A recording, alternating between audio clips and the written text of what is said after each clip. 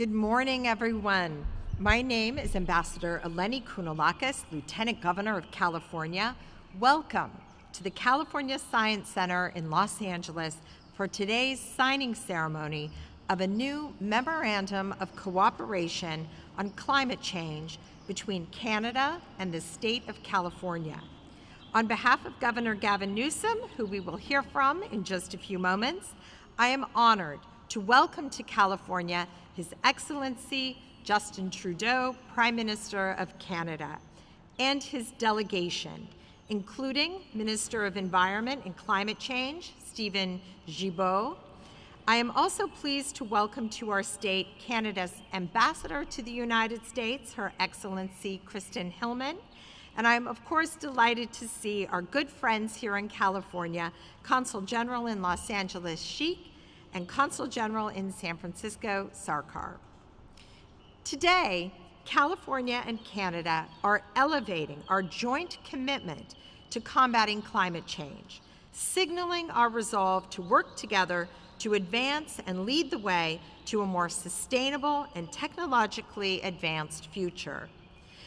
This should come as no surprise, as Canada and California have already established a proven track record of working together on the existential environmental issues of our time.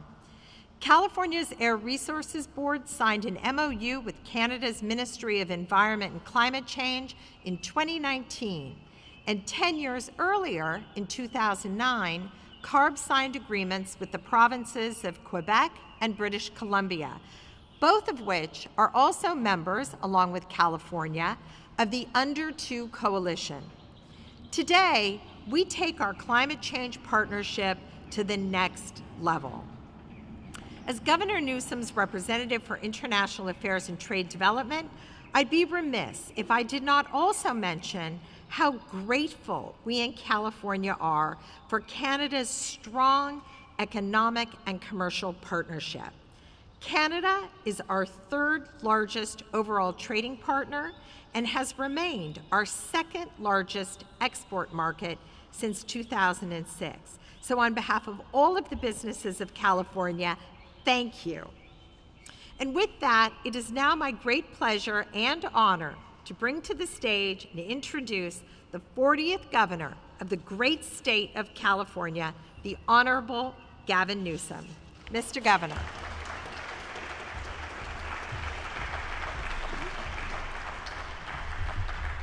Thank you, Madam Lieutenant Governor, and thank you, all of you, for taking the time to be here. To Ambassador, Consul General, Minister, Mr. Prime Minister, wonderful to have you back in California. I joked last time the Prime Minister was in California. I asked my staff if they were interested in joining. I never knew I had such a big staff. And I'm still, I said it at the time, I said a few of them I'm not even sure were members of my staff. We're still trying to identify them. Of course, this time is no different. So I just want you to know, Mr. Prime Minister, your status has remained in the great state of California, and that's unsurprising, and that's why we're here. We're really here in the spirit of partnership and collaboration, a spirit that defines this moment in the world we're living in. The planet is running a fever. The hots are getting a lot hotter, the dries are getting drier. With these atmospheric rivers, the wets are getting a lot wetter. We're now experiencing in California the most remarkable turn of events. Now the remarkably seventh year of a drought in just the last decade alone. You've seen the horrific images all around the world of communities and towns, lifestyles, traditions that have literally been eliminated because of the fire, literally, and fury of Mother Nature. You've seen communities like Grizzly Flats and Greenville, of course, Paradise, California, just leveled because of these existential realities. So we're here sober and mindful of that moment we are all living in and through, and also mindful that we have to disabuse ourselves of a value proposition that's so often situational, meaning in elected office, we're so often consumed by just the immediacy of a moment or two, and this too shall pass.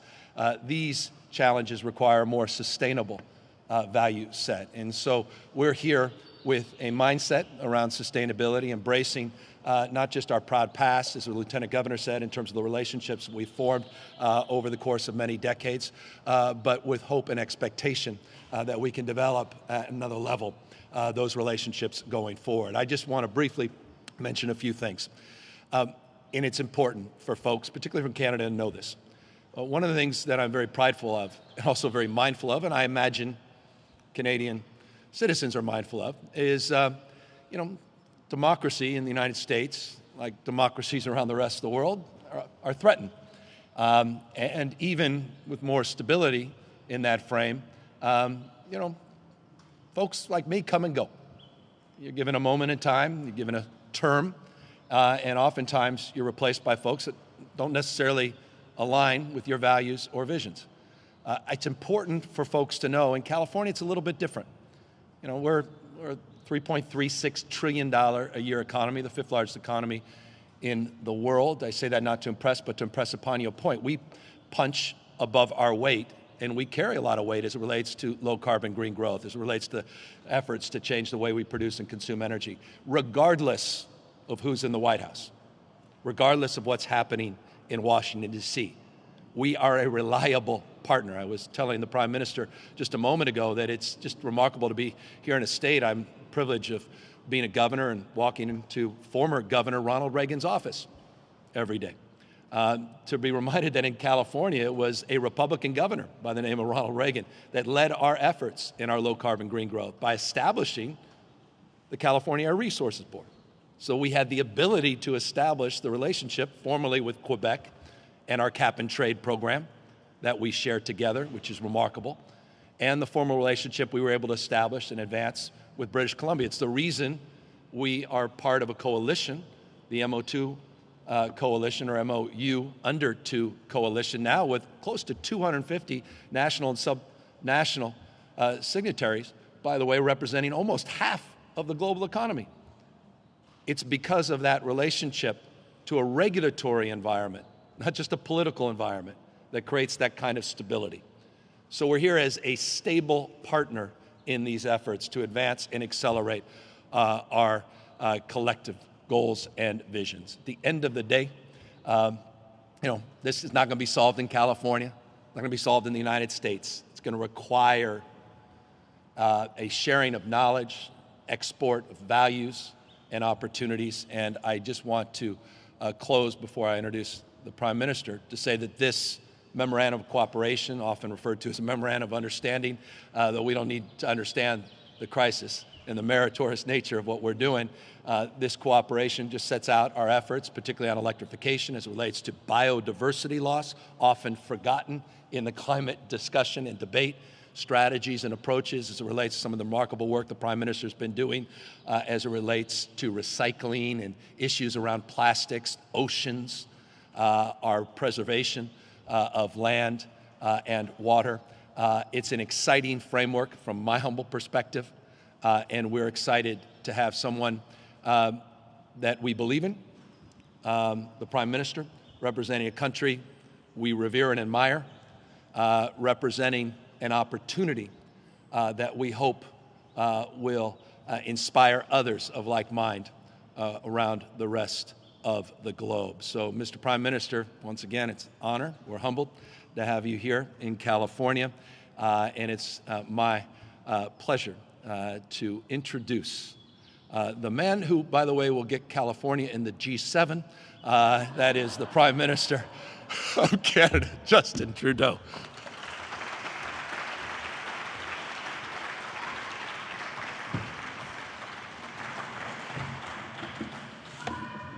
Thank you very much, Governor Gavin. Thank you for not just your kind words, but all your leadership as well. Canada has long had just extraordinary relationships with California, like-minded in so many ways, and we've been able to, under your leadership and predecessors, really deepen and concretize that in ways when, indeed, sometimes we've seen the rest of the United States not be as aligned with Canada on many different things.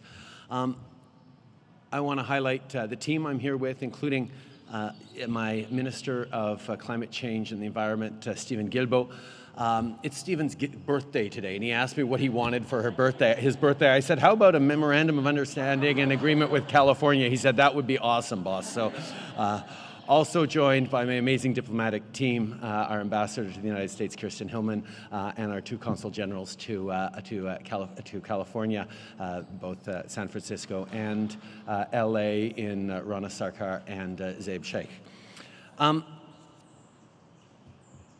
The governor spoke a little bit about all the ways the world is being challenged right now around climate. We have all in Canada watched horrific images of wildfires and challenging droughts that you've faced here, while at the same time Canada has been going through many of the same things. We had devastating wildfires and heat waves last year that saw the destruction of an entire community in our provincial interior in British Columbia. We saw floods a few months later wipe out major infrastructures and highways. We've seen extreme weather events across the country, and we know that yes, there's a lot we can do in Canada, but Canada alone cannot solve this problem for Canadians. We need to work with everyone to solve the problems of the world. And that's why over the past years we have been leaning forward as much as possible, either at the COP conventions to move forward on global pushes on putting prices on pollution, or more directly recognizing the unbelievable role that subnational governments and municipalities have to play in fighting climate change and bringing citizens along. And we've seen it over the years where a federal government is unwilling, or because of log jams, and in this case Republican interference, unable to actually move forward on the kind of climate leadership that's necessary. State governments and cities step up. And we had that in Canada as well. Before my arrival in power, we had a more conservative government that did not think that climate leadership mattered, and therefore our provinces and our cities stepped up big time in carrying the ball. And now we understand that we just have to work with everyone we possibly can, and California's consistent leadership matters not just for the weight of the Californian economy and population, but it's an example of how to do things, how to look at climate change as a crisis that needs to be responded to, but also a tremendous opportunity that needs to be invested in and drawn on, not just create good green jobs of the future, but good green careers of the future. And that's what we're focused on in Canada, and that's what you're focused on here. So on the future we want to build, Canadians and Californians share so much. Earlier this week, I met with high school students who are studying sustainability, and one of them, Jacinta, asked how she and her friends could be leaders on climate action. My answer to her was, think about what you can do, yes, but mostly think about how you can gather with and mobilize partners to do the same, because we are not going to do it unless you're bringing people along with you. That's exactly what we're doing here today, putting that into action, teaming up. Because today, as we launch a partnership to continue and deepen the work that we've been doing between Canada and California on climate and nature, we're building a team of almost 80 million people.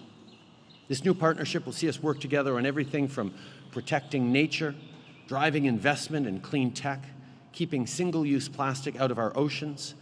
We're also committed that Canada and California will bring together experts at UN Climate Week to drive progress on wildfires and climate and forest resilience. The bottom line is we're delivering what matters to people: clean air and water, good jobs, and a strong future that leaves no one behind. En 2019, le Canada et la Californie ont lancé un partenariat initial sur les véhicules zéro émission. On a vu tout ce qu'on peut accomplir en travaillant ensemble. Je pense à des entreprises québécoises, notamment comme Lion Électrique, qu'on connaît très bien au Canada, mais qui s'est maintenant rendu en Californie. Et le gouverneur m'en parlait que oui, il connaît très bien Lion Électrique du Québec. On a fait équipe une fois de plus sur des mesures climatiques et protection de la nature. Et donc ensemble, on peut livrer de l'air et de l'eau propre, de bons emplois et un avenir fort. On climate action, the world is watching. Our vision and commitment to working together matters. So Gavin, thank you for being our partner as we take this historic step. J'ai très hâte de voir tout ce que le Canada et la Californie peuvent accomplir ensemble, because we are, all of us, not just leadership, but citizens, committed to working together for a brighter future for all. Merci beaucoup, mes amis.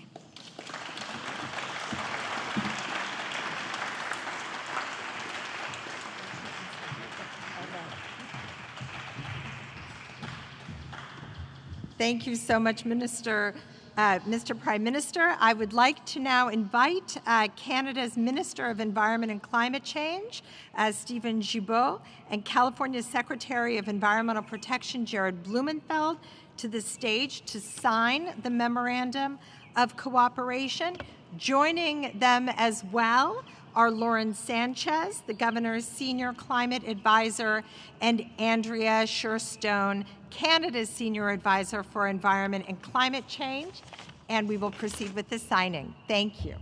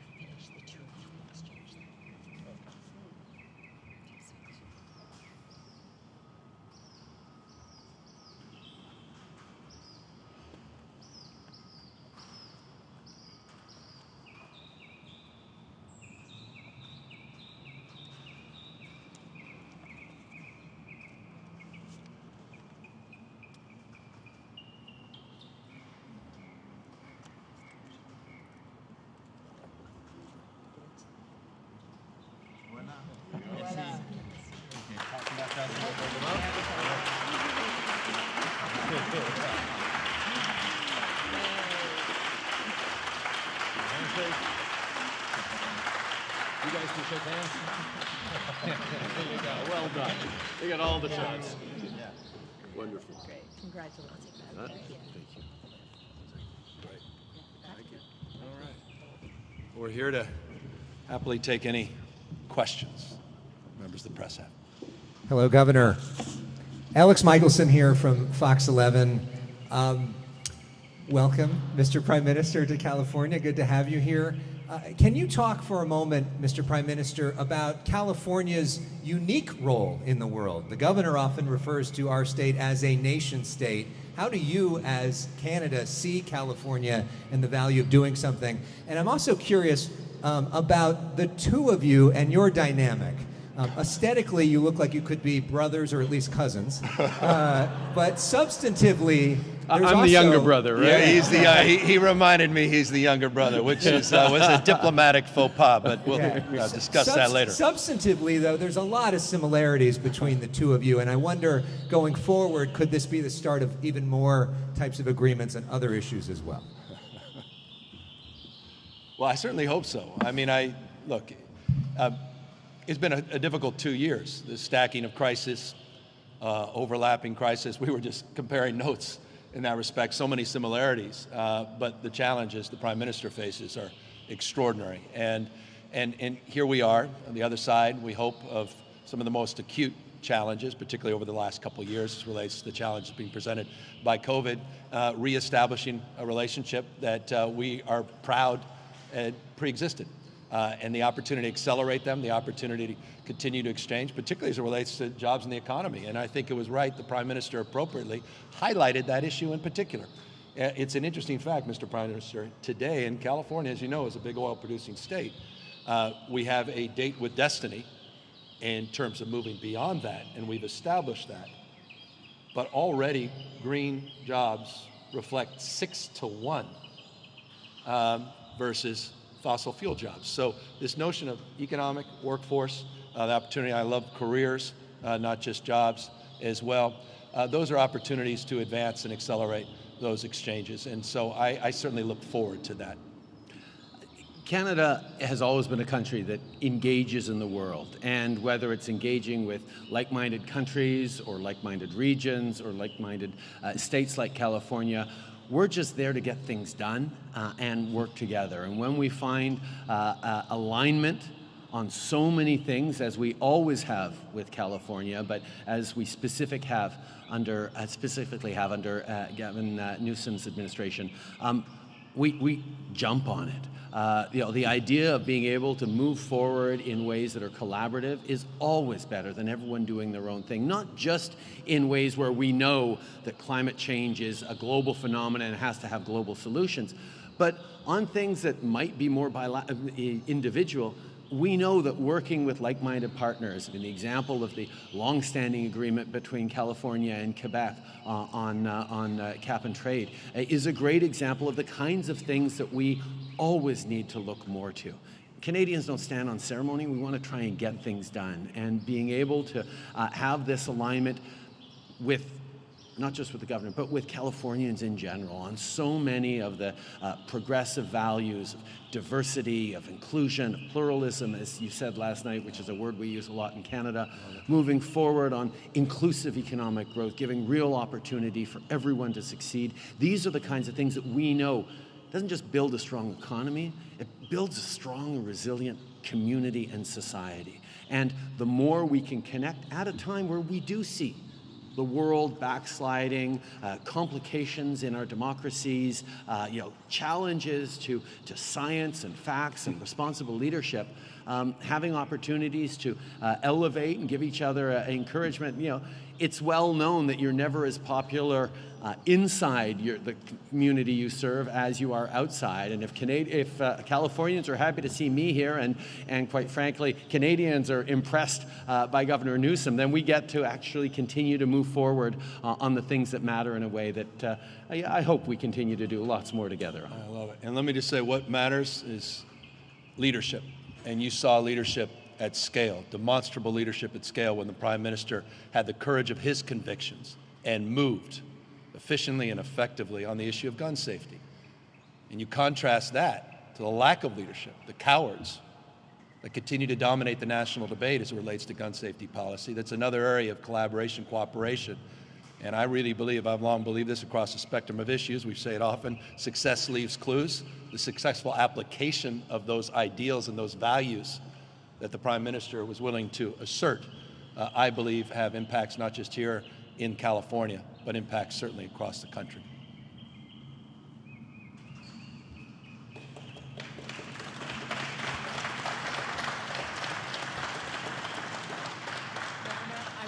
Question in French for Prime Minister Trudeau about the summit. Justin Trudeau, si vous pouvez répondre en français et en anglais, s'il vous plaît. Comment vous allez mesurer les succès du sommet sur le plan des changements climatiques? Quels sont les seuils concrets, précis que vous attendez à la fin de ce sommet-là? Je pense que ce qui est clair déjà de mes rencontres que j'ai eues, il y a une grande préoccupation non seulement sur la nécessité d'agir, mais le désir d'agir de tous nos partenaires à travers les Amériques. Les gens reconnaissent qu'il faut avancer dans la lutte contre les changements climatiques, mais il y a des préoccupations légitimes que nos plus petits partenaires, nos partenaires moins développés que des pays comme le Canada et les États-Unis, vont avoir besoin d'aide pour atteindre des responsabilités partagées mondiaux. Et pour moi, si on peut continuer à avancer des mesures concrètes où on va s'entraider pour lutter contre les changements climatiques, ça va être une très bonne chose pour ce sommet. I think one of the things that's been clear already in my many conversations here at the summit with partners is there is almost total agreement that climate change is a priority we need to continue to work hard on, and even all these different governments from across the region are committed to stepping up on climate change, but they are all extremely worried, as we are, quite frankly, about the cost it's associated with fighting climate change. And many of them don't have the kind of fiscal space that Canada or the United States can have to invest. And we need to try and work with international institutions, but also with our private sector and government investing to make sure that we are supporting them in achieving goals that are important, not just for them and their people, but for the entire world as well. Les pays sont engagés, mais en même temps, les populations font face en ce moment à des préoccupations qui sont très concrètes, très réelles et très immédiates aussi avec l'inflation. La facture d'épicerie à l'essence aussi qui augmente, qui explose. Donc, comment garder les pays engagés quand les populations sont prises avec des pareils problèmes? Nous, notre solution au Canada, ça a été de s'assurer qu'on est là pour appuyer, pour investir dans les familles qui en ont besoin. On reconnaît que tout le monde fait face à une montée de l'inflation. C'est certainement, il y a énormément de différentes causes, que ce soit la pandémie, que ce soit les chaînes d'approvisionnement, que ce soit la guerre en Ukraine, mais les familles ont besoin de soutien. C'est pour ça que le fait qu'on est en train de couper en deux les coûts associés aux garderies va faire une grosse différence pour bien des familles. Le fait qu'on augmente l'allocation canadienne aux enfants au mois de juillet va faire une grosse différence pour bien des familles. Il y a bien d'autres mesures pour les aînés, pour les travailleurs qu'on est en train de faire, et tout en s'assurant qu'on continue de retourner plus d'argent de la prise sur la pollution à la grande majorité des familles qui vont pouvoir en bénéficier pour aider avec les coûts qui augmentent. I think we need to understand that inflation is a very, very real thing that families are struggling with, not just at home, but around the world. Many causes to it, whether it's the supply chain disruptions or COVID itself, or recently the illegal war by Russia in Ukraine. But for all those different reasons, regardless of the reasons, we need to be there for our citizens. And what Canada has chosen to do is make sure we are supporting the most vulnerable. For example, by moving towards $10 a day childcare right across the country. Families pay thousands upon thousands of dollars more than they should in childcare. This year, we're cutting childcare fees in half on average across the country. Within a couple of years, it'll be $10 a day. And that reduction in what has been a heavy cost for so many Canadians is going to help with costs of groceries, costs of gas.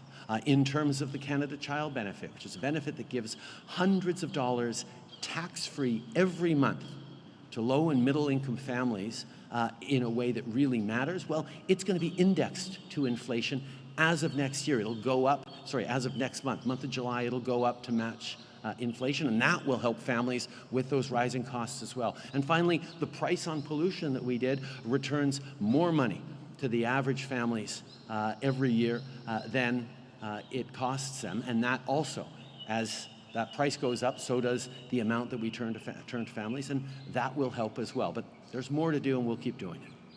All right. Governor Newsom, Prime Minister Trudeau, again, welcome to California. Both of your terms will eventually come to an end. Do you have any fears that with that, the end of this agreement could also be coming? I mean, how do you ensure that this agreement stays past your terms? Well, he has no term limits, so, you may be talking to him for a few more decades.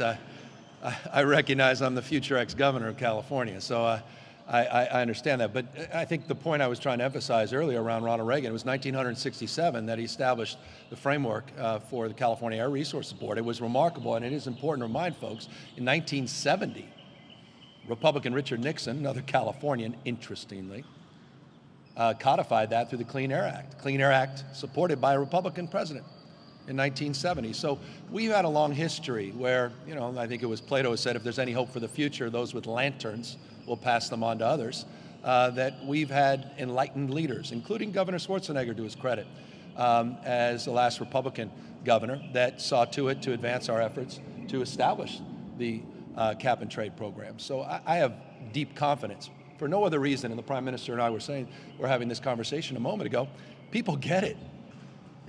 All you have to do is open your own eyes. You may not believe in science, but you'll believe your own eyes. There's no Republican or Democratic thermometer. I mean, there's certain facts and realities that even with all due respect, the primetime lineup at Fox News can't manipulate. And I think foundationally, that's going to allow us to move this agenda forward in powerful and potent ways. And by the way, speaking of power and potency, I was very proud to be with the minister yesterday in Canada, where we established a framework around going after super pollutants and methane in particular.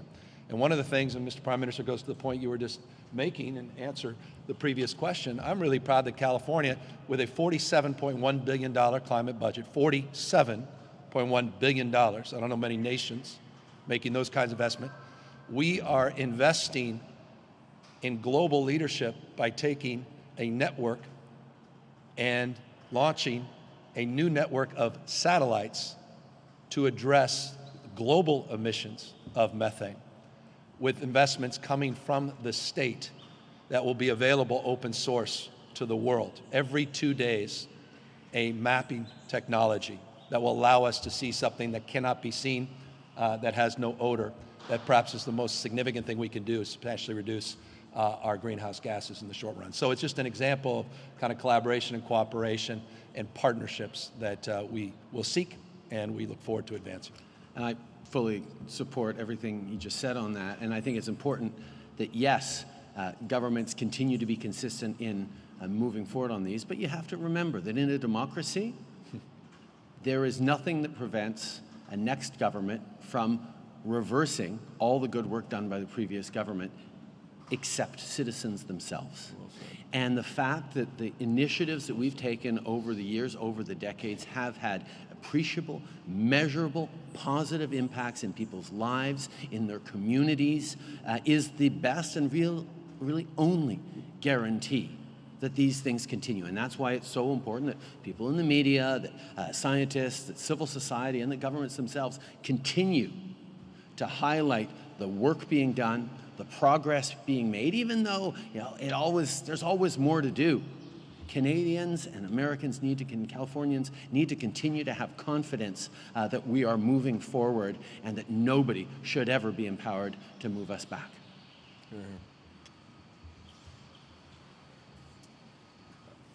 David Aiken, Global News. Good morning, Governor. Good morning, Prime Minister. I'm told I'm the last question you're going to get today, and that might be a follow-up for me. My first question is, it's one for you, Prime Minister, and a similar response for you, Governor Newsom. Governor, we travel around with our Prime Minister to a lot of international summits, and we hear Canada and our Prime Minister talking about climate action this, climate action that. But the Prime Minister knows, you may not, that our Environment Commissioner has pretty much condemned his government and every government before it for failing on all our climate action plans. His government owns a bitumen pipeline, just approved new oil development offshore Newfoundland and Labrador. So, Prime Minister, how can you be expected to be credible at this summit and others on a climate action file? Governor Newsom, I think you've set in motion plans to cease oil and gas production in this state, 2045 or something like that. What do you think about the fact that your partner here has no plans to end oil and gas production, and in fact, again, has just approved a new oil development? Gentlemen?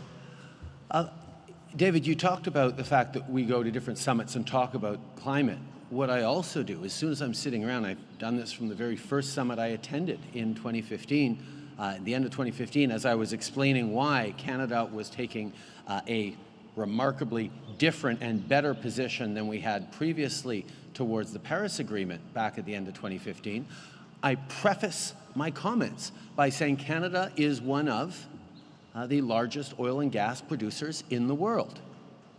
So moving forward on climate change is really hard for us. We have a thriving fossil fuel industry in this country, in our country, at a time where the world continues to run on fossil fuels and will for a number more years. So we have every excuse in the world, and the previous Conservative government, to me, certainly used that excuse to say, oh no, Canada has too many fossil fuels, we can't do anything on leading on the environment.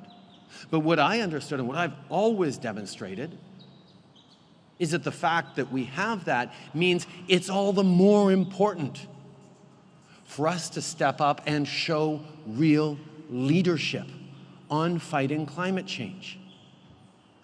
And that's exactly what we've done. We're one of the few countries in the world to move forward on a broad-based price on pollution and then manage to win 2 elections on that. So it's not a vote killer automatically. And that's a point I make to a lot of my fellow democracies as we're trying to move towards a global standard on pricing pollution. And there's lots of people out there who want to make pollution free again. Well, we're not one of them. We're going to continue to fight for more price on pollution. And, absolutely right, the federal government in Canada doesn't control oil production to the same way, but we do have, thanks to a Supreme Court case that we won recently, control over environmental emissions. So we're moving forward with an absolute cap on oil and gas emissions, and we're going to be reducing those emissions so we can get to net zero by 50. And that's not just waiting until 2049 to do it. Every 5 years, we have to have legislated check-ins on how we're doing on the track to 2050. So yes, we are stepping up with massive investments in renewables, massive investments in cleaner technologies, because we know that the world is moving off of oil and gas, massively reducing its dependency on it. And the inflation crisis people are facing right now is a motivator for many people to say, well, how fast can we become less reliant on Russian, obviously, but also eventually Saudi and eventually Canadian oil and gas? Well, while we do that, we're investing to make sure that those amazing hard workers in the oil and gas sector in Canada are able to transfer their skills and be building renewable electricity, moving forward on hydrogen, moving forward on carbon capture and storage technology, moving forward on the kinds of solutions that not just we need in Canada, but around the world. So yes, I will stand here and say, yeah, Canada is a big oil and gas producing country. And because of that, not in spite of that, we are leading on climate change as well. Look, I don't come to this passively or late.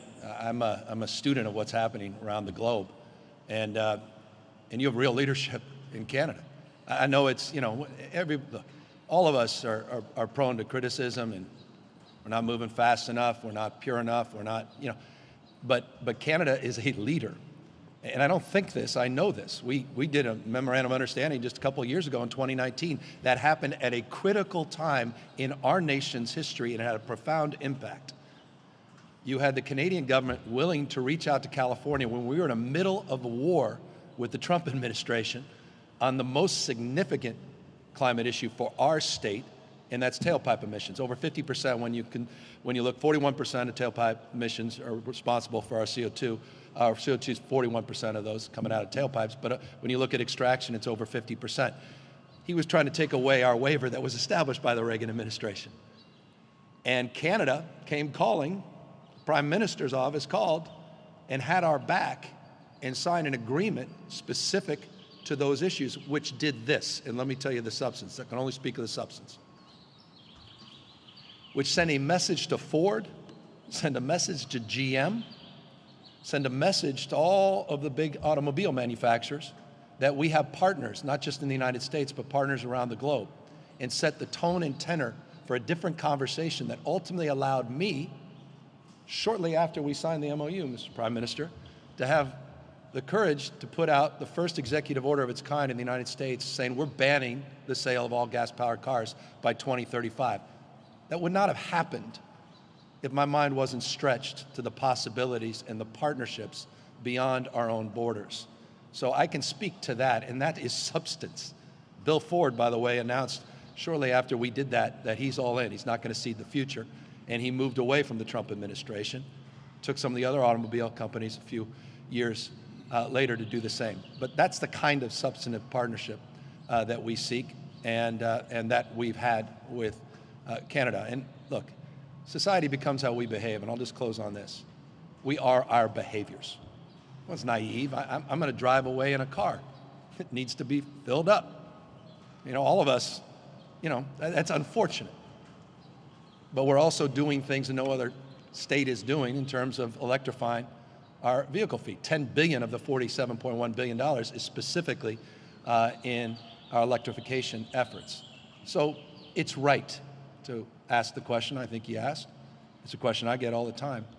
But I also think it's right what the Prime Minister said, that he highlights what he has done and the success that he has advanced, and compare and contrast to what the vast majority of other leaders are not doing, I'm here for a reason, proud to be standing side by side with the Prime Minister of Canada on this issue. Thanks, gentlemen.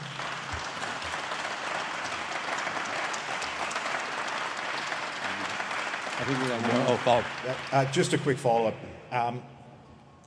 I just wonder if we can get into some substance on today's MOU. Prime Minister, you'll be in the House of Commons, in a week or whatever, and you can say, I went down to California, and as a result, this is different. And Governor, same thing for you. You can say, Prime Minister came down to California, and now this is different. Can you give us a specific, substantive, something changed because of today's signing?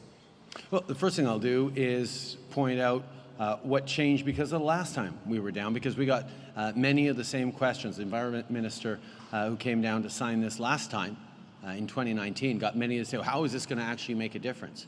Well, right now we see Canadian company Lion Electric that does conversion of school buses to being all electric and does a lot of sort of heavy-duty vehicle transformation. Small company outside of Saint-Jérôme, Quebec, is now present in California, directly consequence of those signings. So that signing. The agreements that we sign here are about working together and creating opportunities and follow-ups on things like protecting nature, investing in clean tech, and specifically on plastics as well in this one, where we need to keep more plastics out of our oceans and make sure we're doing a better job of recycling them. And these are the specific things that this agreement will be doing.